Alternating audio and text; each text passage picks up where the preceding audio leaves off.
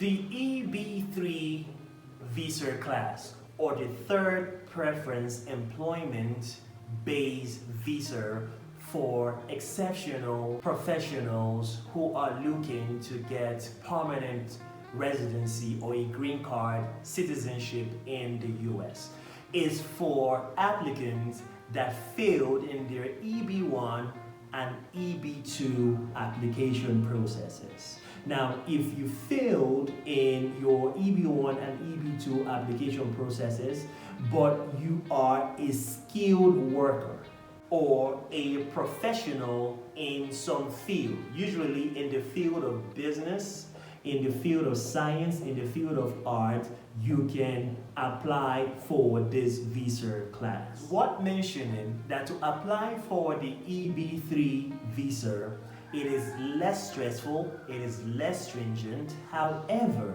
it is more crowded because the spillover and backlog of applicants from the EB1, EB2, and even people who originally are looking to apply under the EB3 class of visa are all. These are the people you're competing with. So you're competing for people who fell over from the EB1 class, EB2 class, and people who are originally applying to get in with the EB3 class. So it's usually very crowded, but the requirement is, the criteria is less stringent, is hassle-free, and it's easy for most people to apply. Under the EB3 class, you do not have the luxury of self-petitioning.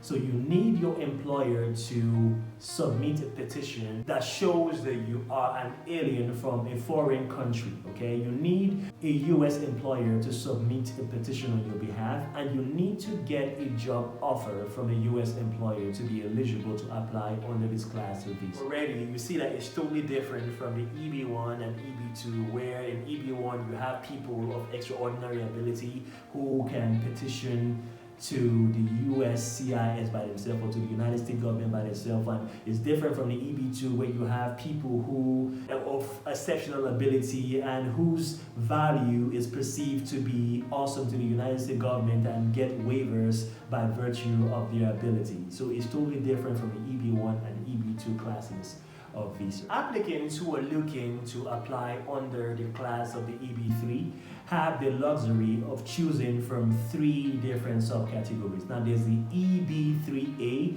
which is a category for professionals. There's the EB3B, which is a category for skilled workers. And there's the EB3C, which is a category for other sets of workers. Okay, so I'm going to be telling you about the criteria to apply under this class of visa. So number 1, applicants under the EB3, whether it's the EB3A, EB3B, EB3C, need to apply for labor certification. They need to get permanent full employment offer from a US employer.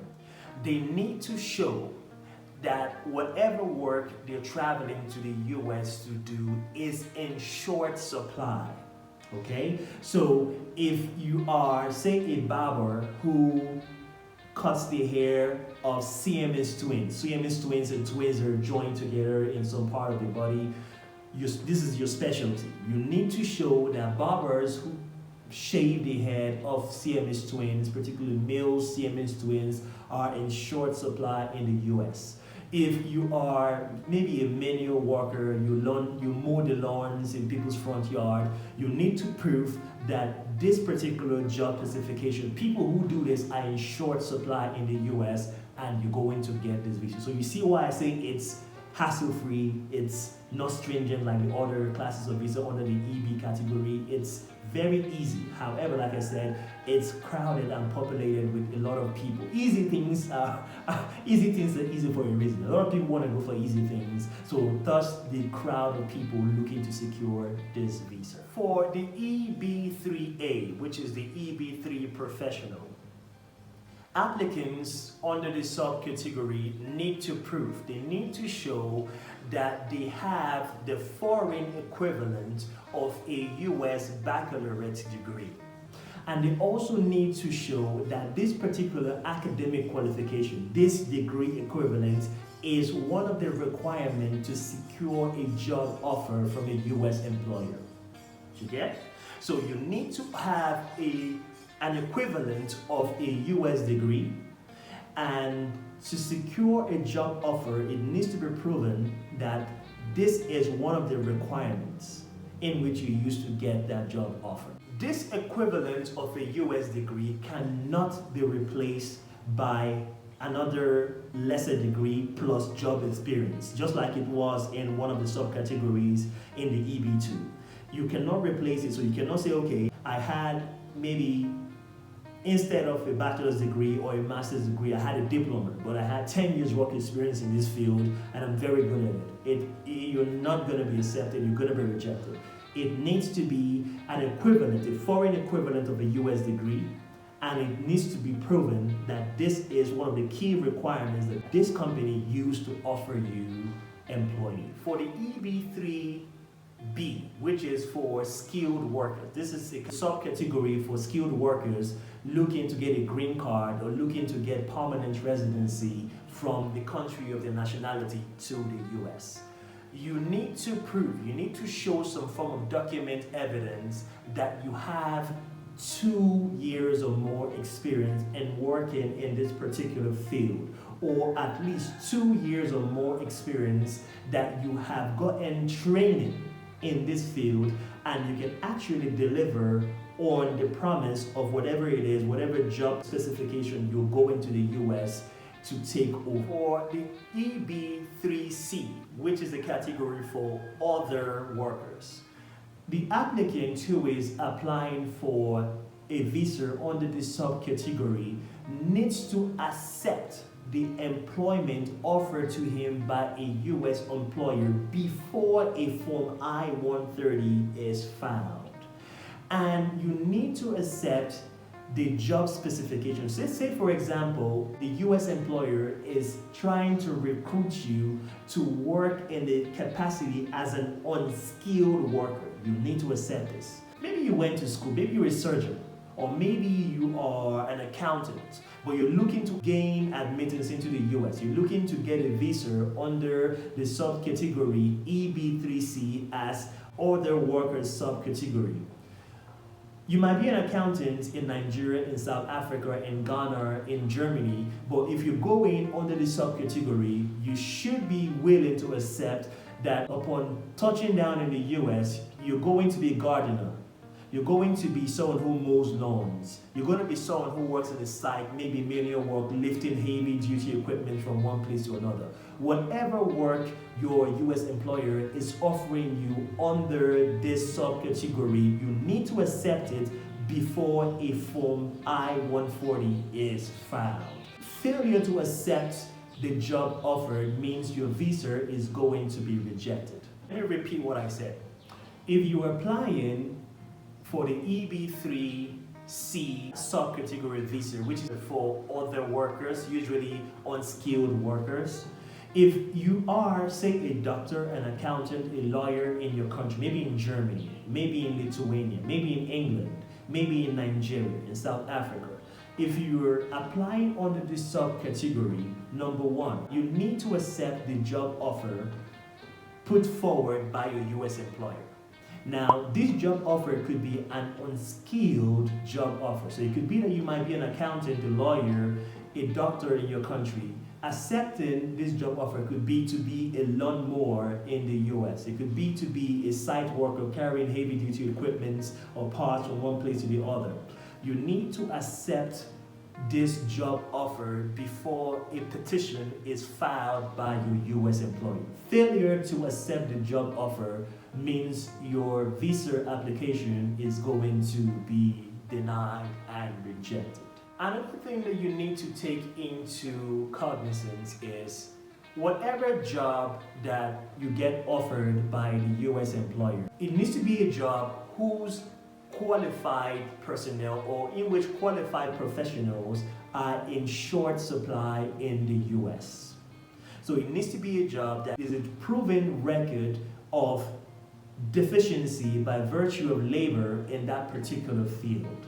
So it could be in a field of I don't know, some rare form of engineering where there are not too many professionals in that field, of course you're going to be granted a visa, because going there means you're going to be an extra hand in that particular field. Going under the subcategory of EB3C, which is the subcategory that caters to other workers, you just need a work experience of less than 2 years, or proof that you've gotten a training in a field for a period less than 2 years. So it's not as stringent as the other classes of visa. So what is the quota system? What is the quota system? How many people get this visa every year?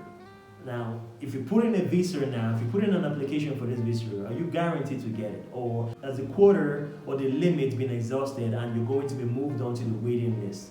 As of September 2012, just as in the EB1 and EB2 class for this visa category, the Department of State was in charge in setting in place the limit of applicants that are granted this visa that are accepted, and those that go to the waiting list, or even those that get declined. Now, just as in the EB2 visa and EB1 visa, the worldwide cap for people who are accepted in this visa is at 144,951 candidates worldwide. And the limit is shared at 7% of this worldwide accepted candidates per country. Like I said, for the EB2, is irrespective of the population of people in that country or in each country. Due to the huge backlogs of applicants from the EB2 class of visa from China and India, those people are spillovers from the EB1 that fell into the EB2 class and from the EB2 that fell to the EB3 class. These people are considered first before the actual EB3 class candidates or applicants are considered. Because of this, the worldwide cap for limits of applicants that get accepted under the class of EB3 is capped at 28.6% of the worldwide population of applicants. So 28.6% of 144,951 applicants that are accepted.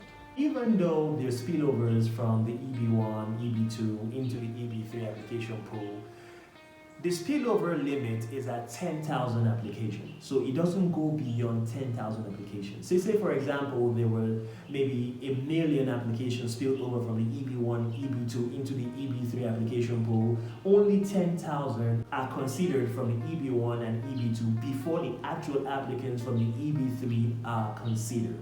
So if, say for example, the EB3 actual application also exceeds the quota or the limit, they are put on a waiting list till the next cycle comes again, and the criteria is applied to the population of applicants, and those that don't meet it, or those that when the quota limit is exceeded, is moved on again. So that's why sometimes getting a visa under the EB2 and EB3 classes takes it long compared to the EB1, and even in EB1, the extraordinary ability subcategory are the ones that get the visa approved quickest than the other subcategories. So how do you apply? How do you apply for an EB3 visa? How do you apply for this class of visa? Well, the first step is to secure labor certification from the Department of Labor, which tells the USCIS, the United States Citizenship and Immigration Services, that this is a company that's looking to employ you because they need your services or they need your specialty in the labor force, and this is the salary or the wages they accept to pay you and that kind of stuff. You also need to fill an ETA form 9089. When you are applying for labor certification from the Department of Labor, they don't require any guarantees that you've gotten job placement from a US company. So you don't need to prove that you've gotten an offer. You don't even need to show that you have an offer for a job from a US employer. This is not required. You just need to file or apply for labor certification. You need to fill an ETA form 9089 to start off your process of applying for this visa. Even though you don't need to prove that you have a job offer, or you don't need to show that you've been accepted to work for a company, a US company, there needs to be a potential, there needs to be a promise on the table from a company for your services in the US. And this has to be put in together with your Form I-140 and all other supporting documents as you're putting in an application for the visa under this class. It's very important that you stick to this.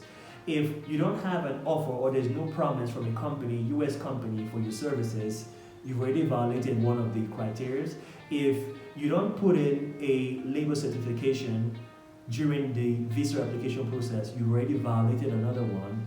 If you don't fill a form I-140, you violated a third one. And just by violating just one of these documents that's needed for the visa application process, you're going to be denied a rejected visa. How long does the application process take for the EB3 visa application? How long? What is the timeline?